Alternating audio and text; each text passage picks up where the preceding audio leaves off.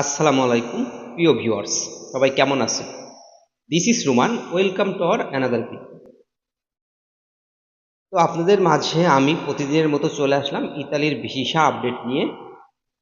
প্রথমে আসি, যে ভিসাগুলা বা নতুন করে ফাইলগুলা সাবমিট হচ্ছে এসব। আজকে যে পাসপোর্টগুলা সাবমিট হয়েছে, বেশিরভাগ পাসপোর্ট ছিল মেইলের মাধ্যমে অ্যাপার্টমেন্ট নেওয়া। আজকে মেইলের মাধ্যমে অ্যাপার্টমেন্ট নেওয়ার মার্চ, এপ্রিল, মে থেকে কয়েকটি পাসপোর্ট সাবমিট হয়েছে এবং রিটার্ন পাসপোর্ট পুনরায় কিছু সাবমিট হয়েছে। 2025 সালের নুরুস্তাও সাবমিট হয়েছে 4 থেকে 5। ফ্যামিলি ভিসার পাসপোর্ট সাবমিট হয়েছে 21টি এবং ফ্যামিলি ভিসা হয়েছে আজকে 16টি। এগ্রিকালচার ভিসা হয়েছে 9টি, স্পন্সর ভিসা হয়েছে 5টি, স্টুডেন্ট ভিসা হয়েছে 4টি, ডোমেস্টিক ভিসা হয়েছে 1টি, ট্যুরিস্ট ভিসা হয়েছে 3টি। এটা ঢাকা ভিএফএস গ্লোবাল থেকে আজকে ওরা ডেলিভারি দিয়েছে।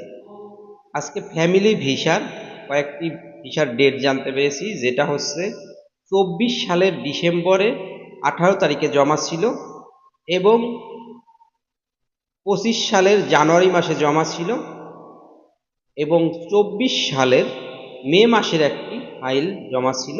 তো তাদের আজকে ভিসা ডেলিভারি দিয়েছে। একটি আপুর কাছে শুনতে পারলাম কোন শহরের, তো সে বলল ভিনদেশি শহরের তার ফাইলটি। আর একটি আপুর কাছে শুনেছি ভেনিস শহরের ফাইলটি। এটা হচ্ছে আজকে ঢাকা ভিএফএস গ্লোবাল থেকে পাসপোর্ট ডেলিভারি করেছে। আজকে অন্য অন্য দিনের থেকে সাবমিট এবং ডেলিভারি কম ছিল। চট্টগ্রাম ভিএফএস গ্লোবালে আজকেও অন্য দিনের থেকে কম ফাইল সাবমিট হয়েছে এবং ডেলিভারি হয়েছে। আজকে চট্টগ্রাম ভিএফএস গ্লোবাল থেকে নতুন করে যে ফাইলগুলো সাবমিট করেছে খুবই কম ছিল, 15 থেকে 16টির মতো নতুন ফাইল সাবমিট করেছে এবং রিটার্ন পাসপোর্ট পুনরায় সাবমিট করেছে 5টি এবং ফ্যামিলি ভিসার ফাইল সাবমিট হয়েছে 9টি।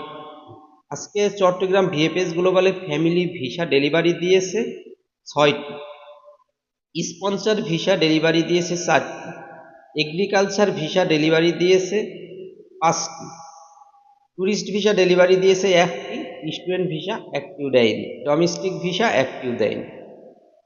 সিলেট ভিএফএস গ্লোবালে আজকে নতুন পাসপোর্ট এবং স্ক্যানিং কপি এবং রিটার্ন পাসপোর্ট পুনরায় সকল কিছু মিলে আজকে সাবমিট হয়েছে 11টি।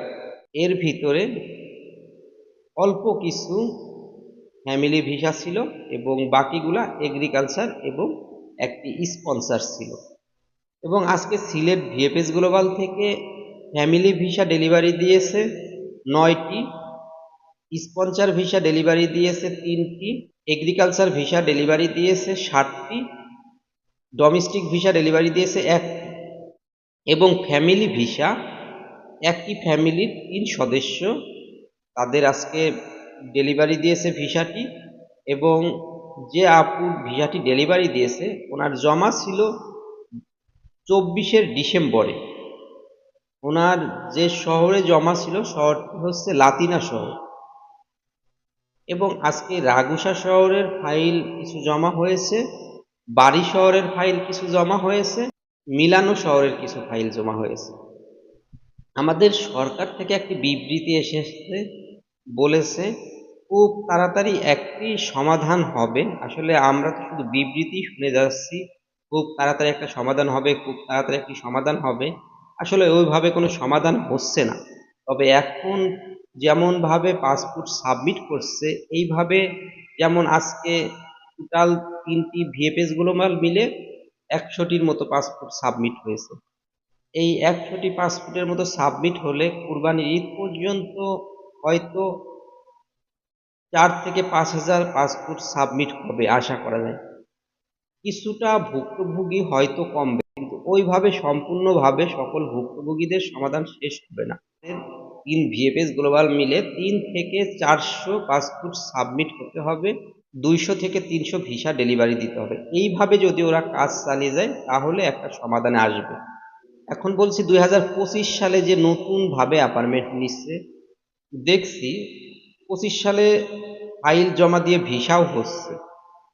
আবার দেখলাম 2025 সালেরও ফেক নুরুস্তা চলে এসেছে। অ্যাপার্টমেন্ট নিতে যেয়ে তাদের প্রোটোকল নাম্বার মেলেনি। এই জন্য সবাই সতর্ক থাকবেন। যাদের 2025 সালে নুরুস্তা দেওয়ার সাথে সাথেই আপনাদের কাছে টাকা দাবি করছে এজেন্সিরা বা মাধ্যম, কয়েকটি নুরুস্তা আমাদের কাছে নিউজ আছে। অ্যাপার্টমেন্ট নিতে গিয়ে দেখেছে protocol number does not matching. এই জন্য আপনারা অ্যাপার্টমেন্ট না নেওয়া পর্যন্ত আগেই টাকা লেনদেনে যাবেন না, একটু ধৈর্য ধরুন।